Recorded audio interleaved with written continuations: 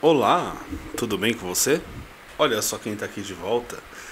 Eu queria conversar com vocês hoje sobre uma, uma ideia interessante que eu tive, que é sobre como é usado por fundamentalistas a figura do demônio como uma grande justificativa ad hoc. Né?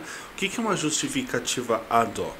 Quando você tem uma teoria, uma teoria científica ou filosófica, toda teoria tem falhas, né? Então você tem lá, sei lá, teoria da evolução. Aí você fala, olha, mas temos um problema na sua teoria. O problema é esse. Bom, temos aqui então que resolver o problema. Vamos criar aqui, buscar uma explicação que preencha a lacuna daquele problema, né? A teoria da evolução é um exemplo de uma teoria que tem muitas boas estruturas e poucas justificativas ad hoc. Claro, toda teoria vai ter justificativa ad hoc, né? Um exemplo como fala, um modelo explicativo, né? Teorias são modelos explicativos, certo?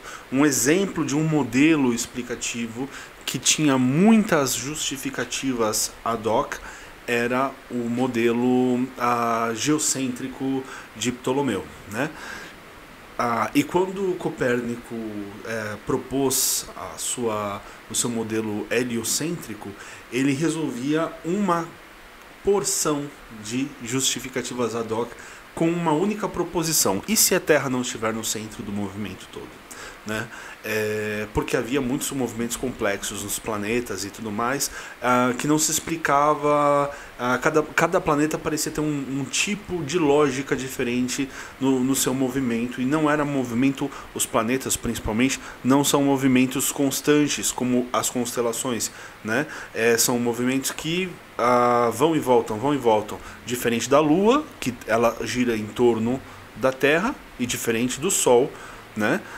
Então, assim, era evidente que o Sol e a Lua têm trajetórias retilíneas, mas os outros corpos, os outros planetas, os outros 5 planetas, né? São planetas que têm trajetórias meio bizarras, e essas trajetórias bizarras eram explicadas com uma série de justificativas ad hoc, né? E isso se tornou cada vez mais complexo, até que o quadro era insustentável.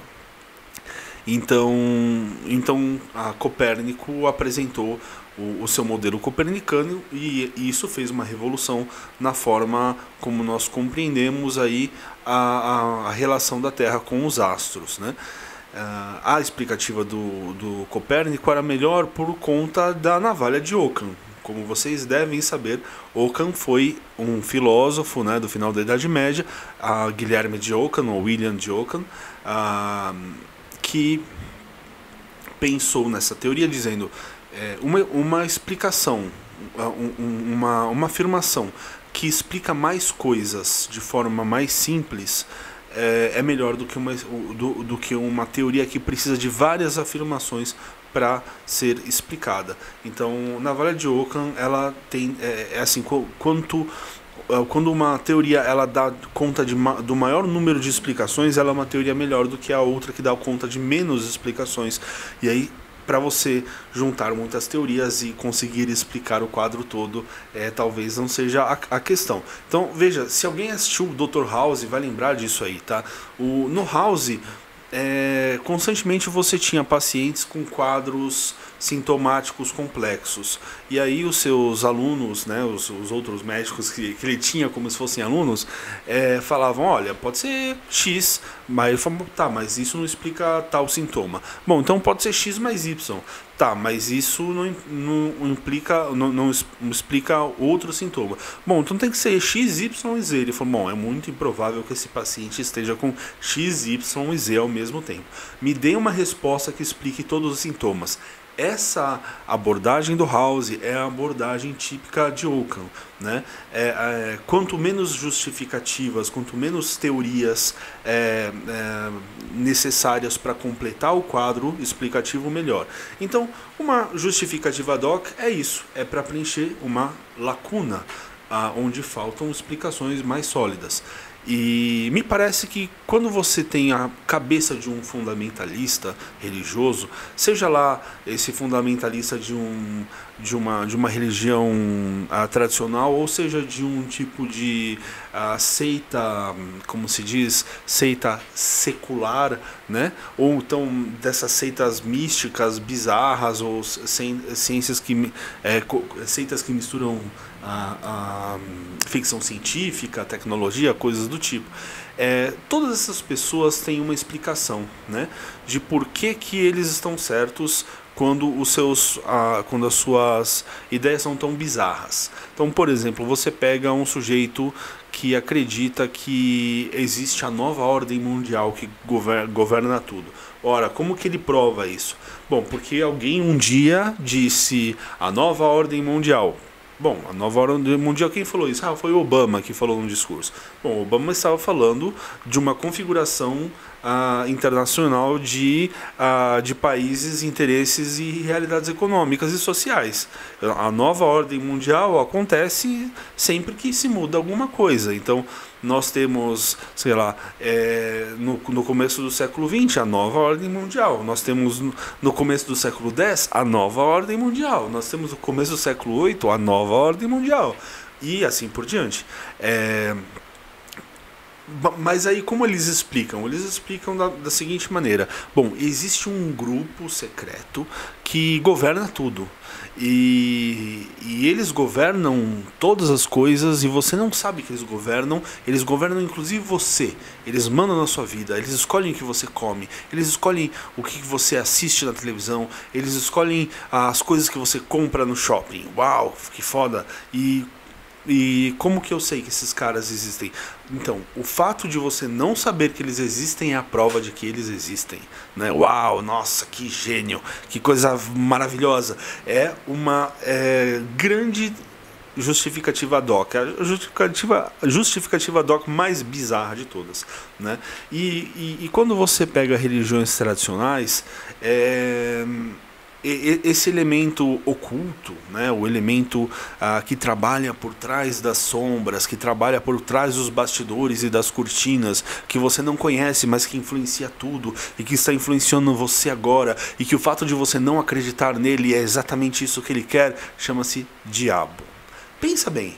Não é isso que os fundamentalistas falam? Sempre que você fala assim, não, mas eu não concordo com a sua abordagem, eu acho que tal coisa, sei lá, homossexualidade não é pecado. Fala, não, mas isso é o que o diabo quer que você pense. Não, mas eu não acredito em diabo. Ah, mas isso é o que o diabo quer que você pense, que o diabo não existe. Não, mas eu não acredito. Ah, mas o diabo acredita em você. Eu não acredito nele, mas ele acredita em você. Gente, isso é tautológico, né? E muitas vezes não, é sempre usado como justificativa ad hoc. Aliás, a invenção do diabo foi para isso, né? Então, se você pegar, por exemplo, na construção histórica da figura do diabo, né, o Shaitan, o adversário, desde lá quando ele aparece em Jó, né? Quando ele aparece em Gênesis, aparece como a serpente original. Não sabemos exatamente se estamos falando do diabo. Claro que dentro da mitologia já cristã desenvolvida, você vai olhar para Gênesis e vai falar, bom, a serpente original é o diabo. Mas isso é porque nós temos uma limitação uma limitação muito grande de conhecimentos do que aquelas pessoas naquela época escreviam e pensavam a respeito. Mas não necessariamente seja o diabo, talvez seja Lilith, mas não sei, não sabemos. A questão é, quando o diabo foi formado, ele foi formado justamente para justificar o problema do mal, né? Então, no livro de Jó, você tem a figura de Jó, que é um sujeito justo, que é um sujeito que faz tudo certo, e mesmo assim ele se ferra muito na vida. E a explicação que o livro dá é que o adversário, né, foi até Deus e falou, olha, você tem um servo lá, ele é muito fiel, ele ama muito você, ele cumpre os mandamentos. Só que a questão é o seguinte, ele é um cara rico, ele é um cara que tem tudo, tem saúde, tem filhos, tem esposa, tem propriedades. Claro que ele vai dar glórias e fazer a culto a Deus, porque nessas circunstâncias é fácil. E aí Deus fala, então vai lá e tira tudo dele, fode com a vida dele, e vamos ver se ele é fiel ou não. E aí vai lá o diabo e faz tudo de mal para ele. Tá? Você vai ter vários trechos da Bíblia em que mostra, por exemplo, na Torá, que mostra que toda vez que existe um mal acontecendo com um povo, com uma nação, é Deus que escolhe jogar aquele mal. Então, a destruição de Sodoma e Gomorra, diversas pragas do Egito e várias outras desgraças que acontecem com os povos que ousam levantar espada contra Israel, né? E ali, o causador do mal é Deus, não o diabo. Bom, o diabo ele entra aqui para explicar quando o mal acontece às pessoas que seguem a religião de Israel, no caso o judaísmo, né? Então fica difícil de você explicar o sofrimento, a dor, a tragédia, a perda, quando você é um membro da tribo e você sofre. E aí você precisa de uma explicação.